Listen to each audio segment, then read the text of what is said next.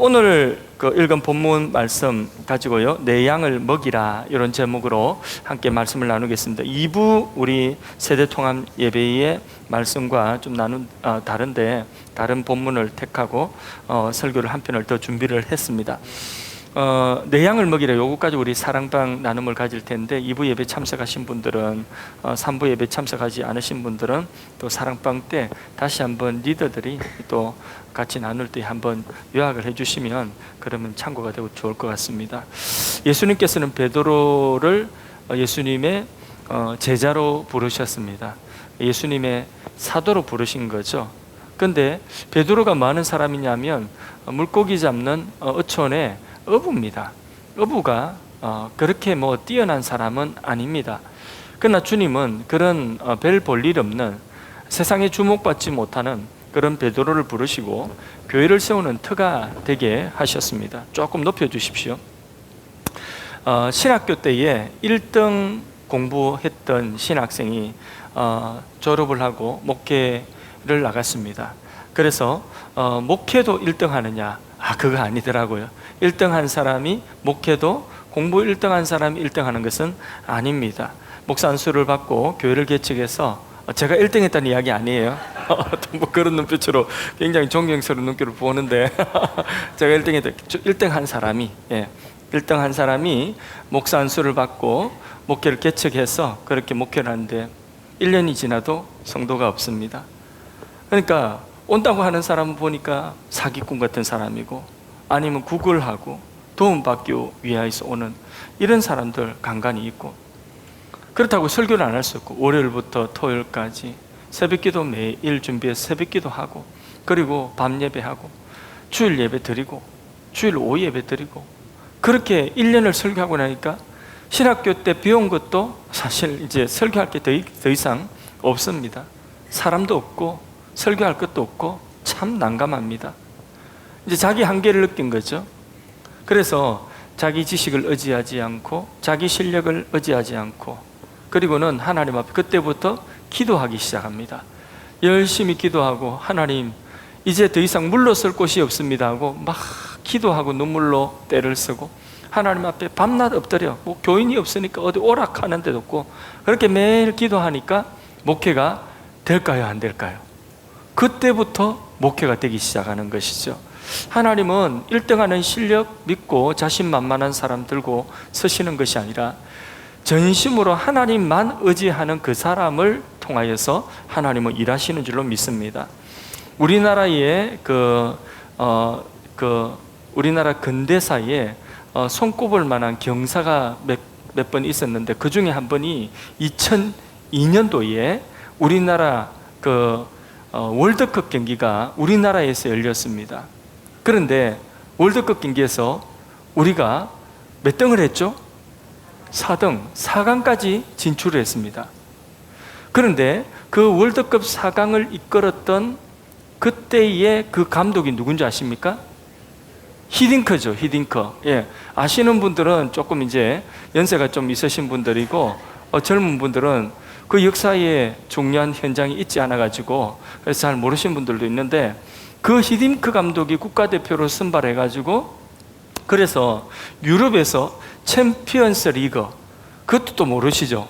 모르시는 분들은 챔피언스 리그의 우승컵을 들었던 아시아 최초의 그런 축구 영웅이 우리나라에서 나왔는데, 그 사람이 누구냐? 히딩크 감독이 발탁한 사람인데, 그 사람이 누구죠?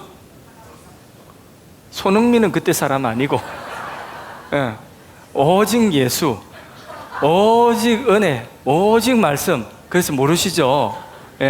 그래서 좀 상식 교양으로 이 정도는 좀 알아놓으세요. 누구죠? 박지성이죠. 손흥민 선수는 그 챔피언스 리그 그 골든컵을 받지를 못했어요. 뛰보지를 못했어요. 그런데 이 박지성 선수는요, 챔피언스 리그에 아주 맹활약을 했던 사람이에요.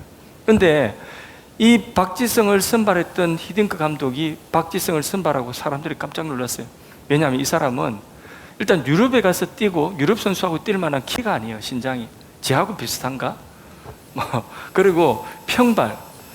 그러니까 이 사람은 그렇게 훌륭한 축구 선수가 될 만한 자질이 없는 사람이에요. 근데 히딩크 감독이 그 사람 뭐를 보고 선택했는지 그 사람을 선발해가지고 일단 뛰게 하니까 죽기 사기로 뛰는, 그냥만 내일 죽는 한이 있더라도 오늘 막 뛰는 것입니다. 그래, 야, 저렇게 뛰다 죽는 거 아닌가 심장 터지가지고, 그런데도 열심히 뛰는 거죠. 막 뛰니까, 그러니까 이 사람 통해서 기적이 일어나고 운동장 막 분위기가 바뀌고, 축구 이야기 하니까 별로 재미가 없는 분들이 마무리하겠습니다. 축구 얘기. 부족한 사람에게 기회를 주니까 막 목숨 걸고 뛰는 것입니다. 그러다가 기적이 일어난 것입니다. 이 사복음서의 베드로를 보면 믿음이 아주 좋아 보입니다. 물불 안 가리고 막 뛰어다닙니다. 예수님이 물 위로 걸어 오시니까 자기도 그냥 물 위로 그냥 첨벙 뛰어들어가지고 물을 조금 어느 정도 걸었던 사람입니다. 대단하지 않습니까? 지구상에 예수님 말고 물 위로 걸은 사람은 영화에 나오는 동방불패 말고는 예수님이십니다. 엄청난 분입니다. 이렇게 물 위로 걷기까지 하고 그런 베드로였습니다. 예수님께서 예언을 하시죠. 너희가 나를 곧 다 떠나리라. 나를 배반하리라.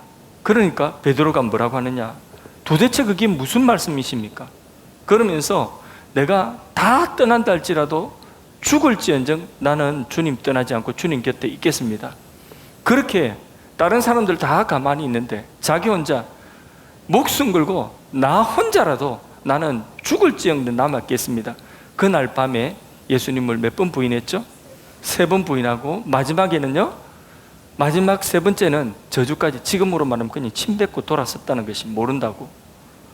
이런 베드로였습니다. 여기까지가 바로 복음서에 나오는 베드로의 모습이었습니다. 여기까지라고 한다면 비극입니다. 이 코미디죠. 그렇지 않습니까? 온갖 기적을 다 곁에서 눈으로 목격했습니다. 그리고 그 주님 너무 존경스럽고 너무 사랑하고, 그래서 그 주님 너무 존경하기 때문에 나는 다 떠나고 모두가 흩어진다 할지라도 나만은 주님을 배반하지 않겠습니다.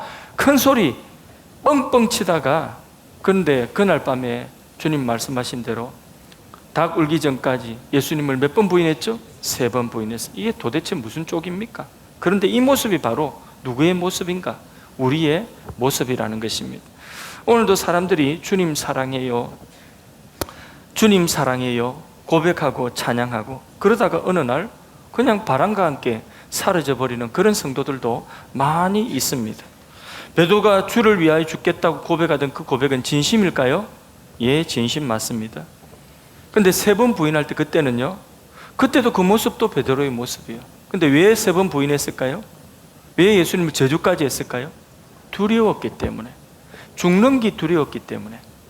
예수님 붙잡혀 가니까, 그러니까 예수님이 뭔가 큰 능력을 가지고 로마 군대를 막 징벌하고, 그리고 나라의 국권을 회복할 줄 알았는데 예수님이 힘없이 붙잡혀가는 모습을 보니, 그러니 자기도 두려운 것입니다. 딴 거 없습니다. 두려웠습니다. 마태복음 26장에 보면 예수님을 모른다고 하며 저주까지 하는 그런 베드로의 모습, 그 모습 속에 두려움이 가득한 것입니다. 그런데요, 이상합니다. 사도행전으로 넘어가면요, 전혀 다른 베드로의 모습을 보게 됩니다. 특별히 그 한 예로 사도행전 12장에 보면 베드로가 감옥 속에 들어가 있습니다. 감옥 안에 갇혀 있는 베드로를 봅니다. 그런데 바로 전날 그 감옥에 같이 붙잡혀 왔던 야고보 사도가 순교했습니다. 예수 믿는다는 것 때문에, 예수 이름 전한다는 것 때문에 바로 그 전날 야고보가 순교했습니다. 죽임 당했다는 거죠. 그럼 다음 날은 누구 차례냐? 베드로 차례입니다. 그런 자신의 처지, 지금 감옥 안에 있는데 그때에 베드로가 무엇을 하고 있었습니까? 막 살려달라고, 하나님 기적을 베풀어 주십시오, 살려주십시오, 이렇게 하다가 막 방언기도 하고, 그렇게 막 기도하고 있었습니까? 그 시간에 뭐 하고 있었습니까? 잠자고 있었죠. 예. 잠자고 있는 분들은 지금 하나님 주시는 이 베드로에게 주신 평안이 그들에게 임한. 지금 베드로가 감옥 안에서 잠을 자고 있는데 얼마나 깊이 편안하게 잠을 자는지 천사가 와서 깨워도 안 일어납니다. 그래서 성경에는 안 나오지만 막 꼬집었는지 발로 찼는지 흔들었는지 어서 일어나라고, 어서 일어나라고. 그래서 베드로가 성경에는 보면 흔들어 깨워서, 그래서 베드로 일어났어요. 그리고는 그 감옥에서 천사와 함께 나갔습니다. 얼마나 편안하게 잠을 자고 얼마나 고나게 자는지. 근데 내일 죽을 수 있는 사람이 이럴 수 있습니까? 이렇게 편안하게 잔자는 모습을 보면 누구 생각나십니까? 예수님 생각나죠? 풍랑에 막 배가 뒤집힐 것 같은데 제자들은 우리가 다 죽게 되었나이다, 왜 우리를 돌아보지 아니하시나이까. 근데 예수님은 뭐하고 계시죠? 편안하게 배에 주무시고 계시죠. 한쪽 편에서 편안하게 주무시고, 그 하늘의 세상 평안한 분, 이분이 예수님인데, 그런데 그 예수님의 모습을 지금 누구에게서 볼 수 있는 거죠? 베드로에게서 볼 수가 있는 것입니다. 왜 이렇게 달라졌을까요? 여러분, 우리 인천공항에 비행기가 뜨기 전에는요, 비행기 웅 소리도 나고 슉 나왔다가 슉 갔다가, 그러면서 비행기 뜨기 전에 활주로를 확 날 때는 엄청나게 쉥 하면서 막 빨리 달라는 것 같죠? 돌돌돌돌 이렇게 하면서 윙 하면서 막 비행기가 확 이렇게 갑니다. 날아갑니다. 그 활주로 그때 날아갈 때에 그때 한 몇 킬로 정도 되죠? 한 300킬로 정도 됩니까? 300킬로, 230킬로. 예, 속도 300킬로 정도.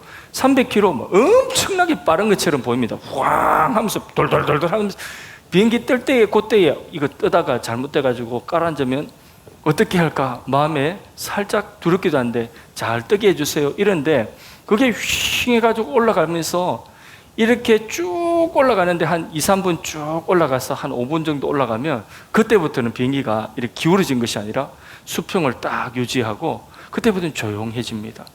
그러면 승무원들이 나와가지고 뭐 물도 주고 밥도 주고 왔다 갔다 안전벨트 풀고 화장실도 갔다가 조용합니다. 근데 속도는 비행기 뜰 때보다 속도는 더 빠르죠. 그런데 아무런 잡음이 없어요. 이게 뭐냐면 사도행전 12장의 베드로의 모습인 것입니다. 그가 무슨 말을 하니까 3,000명이 회개해요. 그가 무슨 말을 하니까 5,000명이 회개해요. 말에 가마력이 있는 거죠. 그가 예수가 그리스도라는 걸 전하니까 사람들이 어찌할꼬 회개하면서 주님 앞에 돌아오는 그 사람이 하루에 세례받는 사람이 3,000명, 5,000명이 막 이래 생기는 그런 형편에, 지금 감옥에서 내일 죽는데도 내일 일은 난 몰라요 하고는 오늘 할 일 다 했으니까 편안하게 모든 것 맡기고 살든지 죽든지 편안한 겁니다. 그가 가는 모든 일, 그가 하는 모든 일들 속에 열매가, 엄청난 열매가 나타나는 거죠. 그런데 이전에 복음서의 베드로는 어떻습니까? 뭐 하여튼 나서기는 엄청 났어요. 제가요 제일 먼저 나서는 게 베드로 형님입니다.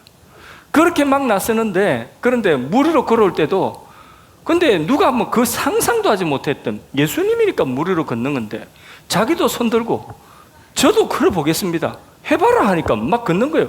걷다가 또 어떻게 되죠? 빠집니다. 살려달라고 또 하는. 그러니까 이 베드로는요, 물 위로 그런 것은 대단했지만은 열매가 없는 거예요. 무슨 일이든 이런 식입니다. 그러니까 누가 아무도 다 떠날 것이다 하니까 다 떠난다 할지라도 나는 생명 걸고 막, 나는 주님 절대로 떠나지 않습니다.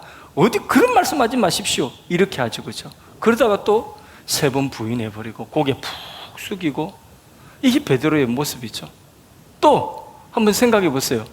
베드로가 다른 사람들 다 예수님 발 씻겨주니까, 그러니까 베드로 또 뭐라고 하죠? 예, 주님 그럴 수 없습니다 이러고는 그냥 뭐 제가 주님 발을 씻겨, 니캉 내캉 내가 발 씻겨주지 않으면 상관이 없다 이러니까 베드로 또 뭐라고 하죠? 또 오바를 하시는 거죠. 그러면 목욕을 시켜달라고 또 막 이렇게 오바를 하시는 거죠. 우리 베드로 형님 참 재밌습니다. 무슨 열매는 없어요. 하여튼 막 앞서가시는데 열매는 없으셔요. 되게 또 어떻습니까? 예수님께서 너는 나를 누구로 하느냐? 주는 그리스도시요 살아계신 하나님의 아들이십니다. 칭찬받았죠. 잘했다. 이 터 위에 내가 교회 세우겠다. 이러면서 예수님 이제 때가 되었나 싶어서 이제는 드디어 예수님 가실 길을 말씀하죠. 내가 곧 십자가에 죽을 거다. 죽으러 간다. 그러니까 베드로가 또 뭐라죠? 다 가만히 있는데 혼자 또 나서죠. 나서가지고 주님이 죽으러 가시다. 고난받아. 그럴 수가 없나이다. 그러다가 예수님 또 뭐라고 말씀하시죠? 사탄아 몰라. 뭔 일을 앞장서서 하시는데 열매는 없으신 우리 베드로 큰형님. 이런 모습이 어디의 모습이죠? 바로 복음서에 나타난 베드로의 모습입니다. 그 모습과 너무나 다르죠. 열심을 내는데 뭔가는 하는데 끝을 보지 못하고 열매가 없는 이 모습이었던 베드로. 그런데 사도행전에 보니까 전혀 다른 모습. 두려워하지 않고 목숨 걸고, 그리고 그가 말하는 그 말에 가마력이 있고, 사람들이 하루에 3,000명, 5,000명, 정말 교회의 터가 되는, 예수님 말씀하신 그대로의 교회의 터가 되는 이런 대조되는 모습을 보는 것입니다. 여러분, 이 복음서의 베드로와 같은 모습이 되시고 싶습니까? 사도행전의 베드로와 같은 모습이 되시고 싶습니까? 그렇죠. 예, 그렇게 사도행전의 베드로와 같은 그런 성도의 모습이 되기를 저와 여러분 모두가 간절히 그런 모습 되기를 축원합니다. 오늘 본문에 보면 예수님께서 베드로에게 사랑하는 양떼를 맡기셨습니다. 부활하고 난 이후에 예수님 부활의 주님께서 베드로에게 찾아오셨죠. 기죽어 있고 죄책감에 눌려있는 베드로에게 찾아오시고, 그리고 베드로의 사랑을 확인하시고는 예수님께서 베드로에게 무엇이라고 말씀하셨죠? 내 양을 먹이라. 내 양을 먹이라. 예수님에게 있어서 가장 소중한 것은 무엇이겠습니까? 질문입니다. 예수님에게 있어서 가장 소중한 것은 예수님에게 있어서 가장 소중한 것은 그렇죠. 주님의 양입니다. 주님의 양. 주님의 양이 한 사람이 천하보다 귀하다. 그게 예수님에게 가장 소중한 잃어버린 양입니다. 이 한 사람 한 사람, 예수님이 천하보다 귀하게 여기셨던 그 주님의 양들을 이제 누구에게 맡긴다고요? 베드로에게 맡깁니다. 내 양을 먹이라. 지금까지는 누구만 이 양을 먹이는 일을 하였습니까? 예수님만 하셨습니다. 지금까지는 예수님께서 십자가에 죽으시고 부활하실 때까지는 예수님만 잃어버린 양들을 찾았고, 그리고 잃어버린 양들을 먹이시고 목양을 하셨습니다. 지금까지는. 그런데 이제 곧 예수님께서 부활하셨고 성천하실 것입니다. 이제 이 주님이 가장 귀하게 여기는 이 양들을 먹이는 일을 누구에게 맡기셨다고요? 이제부터 베드로와 사도들, 예수님의 제자들에게 맡기고 계신 것입니다. 그리고 내 양을 먹이라 하시고 난 이후에 곧 이제 요한복음 끝나고 사도행전 넘어가면 사도행전에 오순절 성령이 강림하셨습니다. 그리고 권능을 받았어요. 그리고는 무슨 일을 하죠? 예수님이 말씀하신 대로 잃어버린 양을 찾는 일을 했고, 그 잃어버린 양들을 목양하는 일을 하게 되는 거죠. 그것이 교회가 되는 것이죠. 그래서 베드로와 사도들은 주님의 정인되어서 주님의 양들을 찾아다니고 그 양들을 찾아서 그 양들을 먹이는 일을 하게 되었습니다. 성령 충만 받기를 원하십니까? 정말 원하십니까? 예, 성령 충만 받기를 원하지 않으십니까? 별 관심이 없으십니까? 성령 충만 받기를 원합니다. 성령의 은사를 받기를 원합니다. 성령의 권능을 받기를 원합니다. 그 성령이 주시는 은사 중에 예수 믿고 하나님이 우리에게 주신 것은 다 은사입니다. 심지어는 재물도 은사입니다. 은사는 뭐 하는 거냐면, 은사는 목적이 있어요. 바로 주님이 맡기신 그 일을 하도록 주님이 주신 선물이 은사입니다. 우리가 예수 믿고 성령 받고 난 이후에 하나님이 우리에게 주신 모든 것들은 그것은 다 은사예요. 그래서 재물도 은사예요. 하나님이 우리 모두에게 경제의 축복을 은사로 주시기를 원합니다. 하나님께서 우리의 삶에 어떤 일이든지 그 일들을 성취할 수 있는 능력을 주시기를 원합니다. 그것이 지위가 되었든 그것이 어떤 명예가 되었든 무엇이 되었든 하나님이 우리가 성령 받고 난 이후에 우리에게 주신 것은 다 무엇이냐? 은사입니다. 자, 성령 충만, 권능, 그리고 여러 가지 은사들을 우리가 받기를 원하는데 조금 받기를 원합니까? 많이 받기를 원합니까? 많이 받기를 원합니까? 자, 별 관심이 없는 분들도 좀 관심이 있는 것처럼 좀 확신을 하고 선한 욕심을 좀 내세요. 제발. 예배 들으러 오셔서 제발 좀 선한 욕심을 내세요. 이 시간에 그냥 돌아가면 안 돼요. 이 시간에 하나님이 주시는, 이 시간 부어주시는 하나님의 은혜와 은사를 받고 돌아가야 됩니다. 이 은사가 모든 신령한 은사, 그것이 하늘로부터 삐뚤의 아버지께로 내려옵니다. 바로 이 시간이 그 은사를 받는 시간이에요. 하나님이 주신 은사를 받는 시간이에요. 사모하시길 바랍니다. 그 하나님이 은사를 주시는 목적이 있어요. 그 목적이 뭐라고요? 딴 거 없습니다. 바로 이 일하라고. 내 양을 먹이라. 내 양을 먹이라. 바로 이 일하라고 주님이 은사를 주시는 것입니다. 돈도 그 일을 위하여 주시고, 명예도 그 일을 위하여 주시고, 지위도 또 다른 성령의 영적인 은사도 다 그 일을 위하여 주신 것입니다. 그래서 예수님의 제자들은요, 내 양을 먹이라 하는 이 말씀을 받고 그 양을 먹일 수 있는 권능을 바로 사도행전에 받게 되는 거죠. 그리고는 주님의 정인 되어서 잃은 양을 찾는 거죠. 그리고 그 잃은 양들을 먹이고 교회가 되게 하는 그 일을 하는 거죠. 그래서 주님의 정인, 주님의 제자들을 뭐라고 하느냐? 영어로 disciple인데, 근데 헬라어로는 원래 성경의 그 언어로는 뭐라고 하냐면 마르투스라고. 마르투스는 뭐냐 하면 이 마르투스라는 정인이에요. 정인. 이 마르투스 정인이라고 하는 마르투스에서 또 어떤 단어가 파생되었냐면 순교자, 말틸, 순교자라고 하는 또 영어 단어가 파생된 거죠. 그러니까 목숨 걸고 뭐 하는 사람이냐? 주님을 증거하고 잃은 양을 찾고 그 잃은 양들을 먹이는 일을 하는 그 일을 누가 하느냐? 제자들이 했고, 또 오늘 우리 믿음의 사람들에게 일하라고 은사를 주시는 것입니다. 모든 것을 주시는 것입니다. 모든 받은 바 하나님의 은사는 다 뭐 하라고요? 일하라고. 여러분, 우리는 목회자가 아닙니다. 그래서 이 말씀이 상관이 없는 것 같죠. 그런데 주님께서 이 말씀이 우리 모두와 상관이 없는 말씀은 우리에게 주시지 않습니다. 우리는 목회자가 아니라 할지라도, 우리는 선교사가 아니라 할지라도 이 목양의 일에 함께 힘을 모으고 직접 간접으로 이 목양일, 이런 양을 찾는 일에, 이런 양을 먹이는 이 일에, 기르고 성장하게 하는 이 일에 우리 모두는 직간접으로 다 일에 동참해야 되는 동력자들인 줄로 믿습니다. 딸이 얘를 되게 먹여요. 그래서 딸이 엄마 말 진짜 안 듣습니다.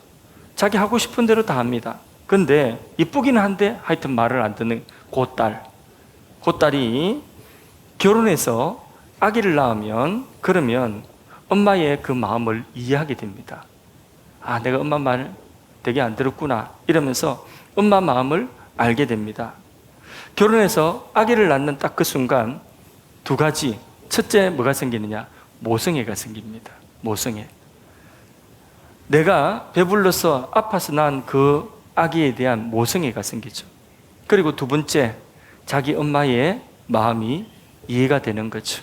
엄마 마음과 공감되는 거죠. 그래서 친정 가서 딸 모성애와 엄마 모성애가 같이 만납니다. 그때부터 이야기가 됩니다. 그러면서 엄마 마음이 이해가 되고, 그리고 마음에 상처가 있으면 용서가 되고, 그리고 존경의 마음이, 엄마는 우리를 어떻게 키워서 자기가 잘 알면서 그러면서 뭐가 되느냐? 인생의 철이 되는 것이죠. 여러분, 하나님 마음, 예수님의 마음을 좀 이해하고 공감하고 싶으십니까? 그러면 이 목양의 마음을 가지셔야 됩니다.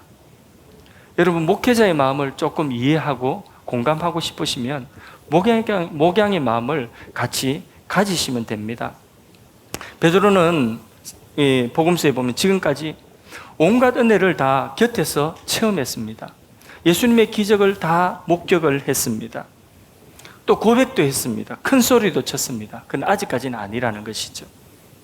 아직까지는 베드로에게 예수님께서 내양을 치라 하지 않습니다. 예수님이 부활, 십자가에 죽으시고 부활 성천하시기 직전에 베드로에게, 풀 주고 있는 베드로에게, 죄책감에 눌려있는 그 베드로에게 찾아가셔서 이제 그때야, 이 땅을 떠나시기 전에 그때야 비로소 뭐라고 하죠? 내 양을 먹이라. 이 내 양을 먹이라는 주님의 명을 받고 난 이후야 이제 주님의 마음을 알게 되는 것입니다.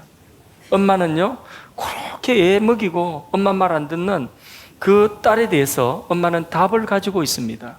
엄마가 가진 답은 무엇일까요? 엄마가 가진 답은 모성애.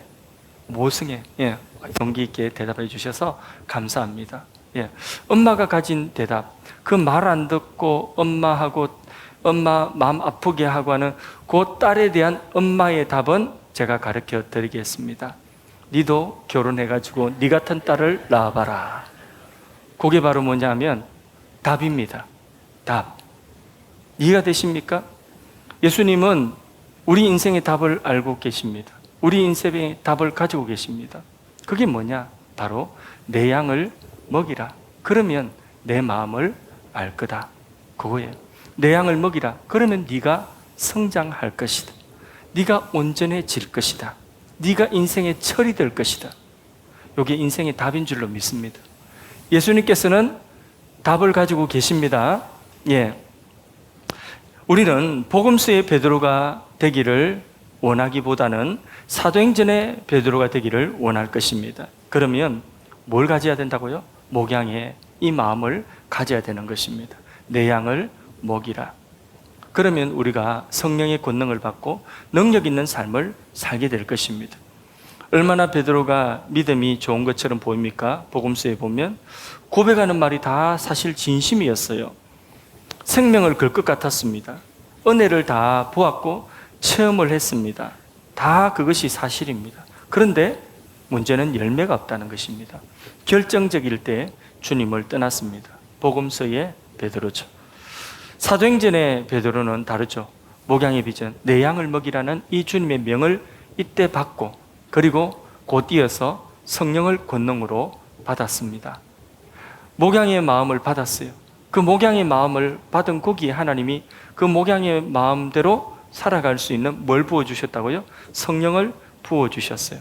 그리고 베드로가 교회의 기초가 되고 그리고 누구나 다 존경하는 위대한 사도로 온전케 되어지게 되는 것입니다. 여러분, 제자 비전, 목양의 그 비전이 품는 자에게 성령의 능력과 온갖 하나님의 권능들을 체험하게 하는, 그리고 하나님의 마음을 무엇보다도 공유하게 하는 그런 비결인 줄로 믿습니다. 결혼해서 아기를 낳고 나면 모성애가 들어와서 자기가 변화되는 것입니다. 어떻게 변화되는가? 자기 자신을 버릴 수가 있습니다. 모성애가 들어오면 자신을 버릴 수 있습니다. 부끄러운 줄 모르는 거죠. 새로운 삶, 새로운 능력을 받게 되는데 그 새로운 능력이 뭐냐? 부끄러움을, 그것을 극복하거나 부끄러움을 이길 수가 있습니다. 또 두려움을 이길 수 있습니다. 그게 바로 모성애입니다. 모성애는 부끄러워하지 않습니다. 애가 울고 젖을 먹일 시간 되면 어디서든지 돌아서 가지고 곧바로 가슴을 열어서 아기에게 젖을 먹이는 거죠. 처녀 때는 생각지도 못하고 상상지도 못했던 그런 일이죠.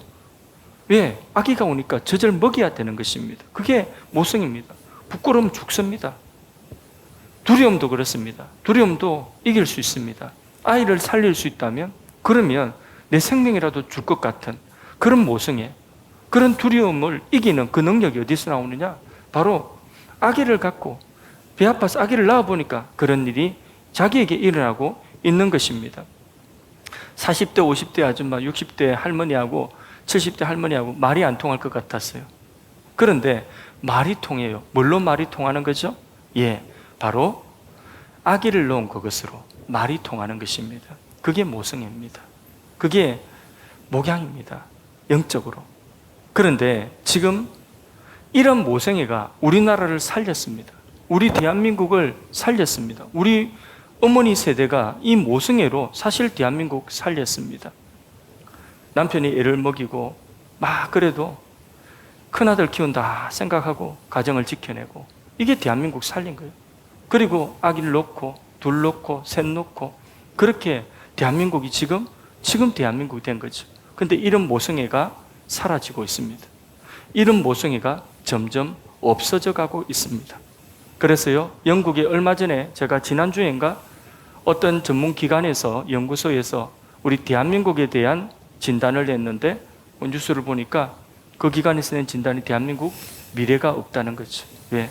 더 이상 이 정도 출산율 가지고는 이렇게 아기를 안 놓고 이런 인구 절벽, 대한민국 미래 없다는 거죠. 생산할 수 있는 생산 기반이 이제는 다 흔들리고 대한민국은 끝났다. 뭐 뉴스에는 또 자극적으로 그렇게 기사를 제목을 잡아서 그런지 모르겠지만 대한민국 끝났다. 내용이 뭐냐? 더 이상 아기를 안 낳는다는 이 뭐예요? 모성애가 없어지고 있다는 거죠. 모성애가 사라지고 있다는 거죠. 여러분 지금 우리 대한민국이 6.25 전쟁 이후로 폐어뜸 위에서 한강의 기적을 이루어낸 이 그 중요한 원인 중에 하나가 뭐냐면 이 모성애예요. 모성애. 아기를 놓고 그리고 그 아기를 어떻게든지 나는 희생하고 나는 죽고 부끄럽고 이런 모든 것들을 무릅쓰고 내 자식 잘 키워보겠다는 이런 그 모성애가 있었기 때문에 지금 현재의 대한민국이 있는 거죠. 그런데 이 모성애가 사라지면 정말 영국 사람이 진단한 것처럼 우리나라 미래가 지금 보이지 않습니다. 다시 모성애가 회복되어야 되는 것입니다. 한 아이가 주일학교에 전도되어져서 10명을 얘가 전도해 가지고 오는 거죠. 아이 하나가 매주 하나 아니면 둘씩 친구를 데리고 오는 거죠. 10명을 우르르 데리고 몇 주 만에 10명의 아이가 이 한 아이 때문에 주일학교에 막 몰려오는 거예요. 자, 교육자나 교사가 기쁠까요? 안 기쁠까요? 그거를 기쁘다는 그거를 경험을 한번 해봐야 돼요. 교사를 하면서. 교사하면 한 아이가 얼마나 귀한지 압니다. 하나가 와가지고 친구들 데려오는데 매주마다 하나씩 달고 오면 그 아이가 얼마나 이쁜지 모릅니다. 그냥 쪽쪽 빨아주고 싶습니다. 막 뽀뽀해주고 싶고 안아주고 싶고 뭐라도 다 해주고 싶고 야, 네 친구 또 다음 데려오면 그러면 내 선생님이 뭐 해줄게 뭐 해줄게 뭐라도 간이라도 다 내줄 것 같습니다. 그만큼 기쁩니다. 10명의 아이가 하나가 데려가지고 우리 반이 이렇게 부흥한 거예요. 그러면 할렐루야입니다 정말. 그런데요, 그 아이가 10명을 데려왔다가 다음 주에 10명을 또 다 데려갑니다. 이웃교회에서 무슨 선물을 주는데 그 선물이 더 크다는 거죠. 그래서 10명을 얘가 다 빼가지고 다 데려갑니다. 아니 10명이 아니라 기존에 있던 애도 묻어가지고 11명이 갑니다. 그러면 그 선생님 마음이 어떨까요? 온 천하를 잃어버린 것 같은 마음입니다. 그 마음 아십니까? 그 주일학교 교사 해봐야 알아요. 저는 그 마음 지금까지 수도 없이 많이 어떤 때는 천국이고 그 아이 하나 때문에 어떤 때는 천국이고 어떤 때는 마음이 지옥입니다. 너무 기뻤다가 너무 상심했다가 이게 주일학교 교사할 때부터 지금까지 목회를 하면서 이걸 수도 없이 반복해서 어떤 때는 한 영혼으로 인해서 온 천하를 얻은 것 같았다가 어떤 때는 정말 저 깊은 수렁에 빠졌다가 이 마음이 목양의 마음입니다.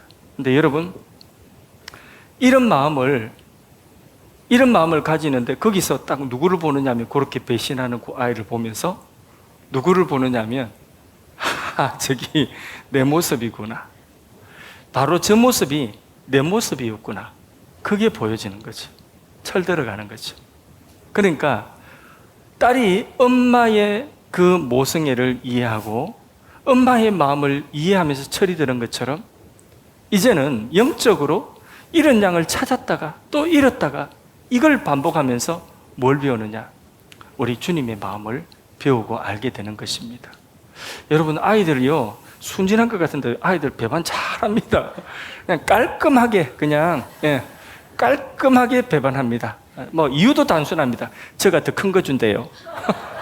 너무 간단합니다. 뭐 그냥 고민이 없어요. 계산도 분명하고 아이들이 담백하게 아주 순수하게 딱 배반합니다. 여러분 예수님 마음을 아십니까? 예수님을 인격적으로 만나고 예수님 마음을 더 알고 싶으시다면 예수님이 하신 일을 해봐야 됩니다. 배신도 당해봐야 됩니다. 한 영혼을 인하여서 기뻐하시는 예수님, 탕자가 돌아올 때 기뻐하는 아버지의 그 마음을 아십니까? 탕자가 돌아왔어요.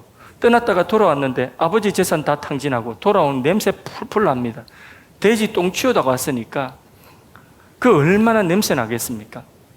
그렇게 냄새 나는 그 아들이 돌아왔을 때에 그 가지고 나갔던 재산이 적지 않을 텐데 다 허랑방탕이 탕진해 생거지가 돼가지고 그 꼴로 돌아와 냄새 나는 그 아들을 니 왜 그러냐? 니 도대체 이게 뭐냐? 아버지가 한마디라도 했습니까? 그 한마디에 아이가 혹시라도 상처받고 다시 집을 떠날까봐 그 한마디도 못하는 거예요. 그냥 그 한마디도 못하고 그냥 아무 말 않고 아버지가 안아주는 거죠. 그리고 기뻐하는 거죠. 그냥 기뻐합니다. 죽었다고 살아 돌아온 내 아들이다. 이렇게 기뻐하는 거예요. 하고 싶은 말이 왜 없겠습니까? 그러나 하고 싶은 말보다도 그 아들이 돌아왔을 때에 그 기쁨이 더 큰 겁니다. 그게 아버지의 마음입니다. 돌아왔다는 것 자체가 감동입니다. 이게 교회가 해야 되는 일입니다. 우리는 교회입니다. 예를 들어서 우리가 이런 마음을 가지고 있습니다. 아버지의 마음. 아들이 돌아왔을 때 기뻐하는 그 아버지의 마음. 아들이 탁 돌아왔을 때 아버지가 그 아들 그냥 뛰어나가서 안아줬죠. 아들은 면목이 없습니다. 아들이 뭐라고 하느냐? 아버지의 아들 중에 하나라 칭함받길 제가 감당치 못하겠습니다. 그냥 종 중에 하나로 그냥 알바생으로 저를 써주시도 저는 좋겠습니다. 이렇게 말하니까 아버지가 뭐라고 하죠? 그런 말 하지 마라. 니는 내 아들이다. 그러면 그 아들을 안아주고 끌어안고 기뻐하고 그러면서 그 마음속에 그 기쁨, 그 아들을 끌어안았을 때에 아들의 마음 가운데 내가 이제 살았구나. 내가 와야 될 곳에 왔구나. 내가 아버지 품에 돌아왔구나. 마음이 안정이 되는 거죠. 교회는 이런 곳이에요.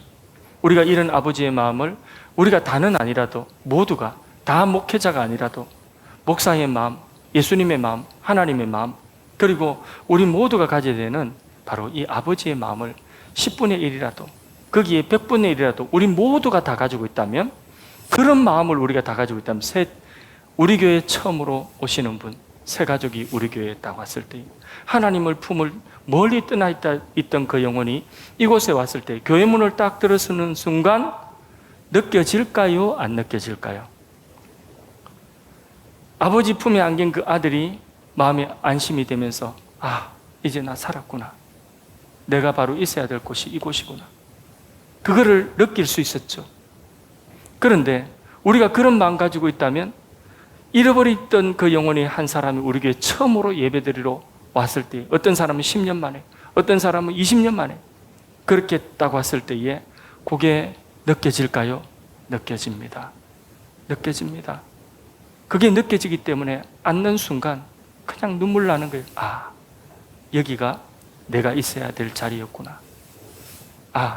내가 있어야 되는 자리는 이 자리구나. 그게 느껴지면서 눈물이 쏟아지고 내 마음속에 평안을 누리게 되는 거죠. 다시 떠나지 말아야지. 그런 마음이 드는 것입니다.